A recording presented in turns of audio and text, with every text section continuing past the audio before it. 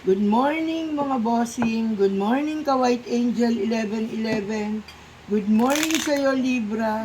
Ang reading na ito ay timeless reading para sa Libra. Good morning Libra. Sana'y nasa mabuti kang kalagayan at ibigay sa atin ang mga positibong reading na para sa iyo. Ito ay general reading lamang kaya't hindi makaka-resonate ang lahat. Kunin lamang ang mga positibong gabay para sa iyo at sa iyong kasalukuyan. Good morning, Libra.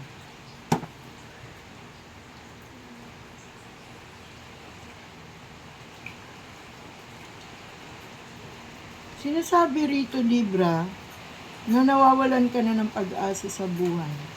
Masyado ka napupuno ng problema. May pinagdaanan kang pagluluksa na hanggang ngayon ay hindi ka pa makapag-move on. Pasensya na guys, malakas ang ulan. At sinasabi rito na naway magkaroon ka na ng kapayapaan at matanggap mo na ang lahat ng kalungkutang naganap sa iyong buhay. Libra, magpahanggang ngayon, ikaw ay nawawala na ng pag-asa. Ngayon ay ikaw ay nasa gitna ng kalungkutan. Sinasabi na nadidesperado ka rito gawa ng kahirapan. Huwag kang mag-alala, Libra. Matatapos lang lahat ng paghihirap sapagkat ikaw ay magtatagumpay. Naririto na ang iyong cards na lumabas na ang pagtatagumpay at magkakaroon ka na ng pag-asa. Merong gumagabay sa iyo na hanggang ngayon ay hindi ka iniwanan. Naway maramdaman mo ito, ang divine mercy mo at ang universe. Usaping pag-ibig ay mahal ka ng iyong partner. Tigilan na ang pagdududa at pagsiselos, Libra. Masyado kang silosa.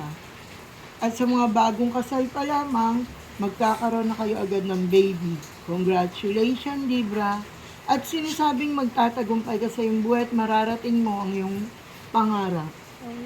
Sinasabi rin dito na mayroong isang batang babae na siyang patuloy na humingi ng tulong sa iyo at lagi ito at lumalapit.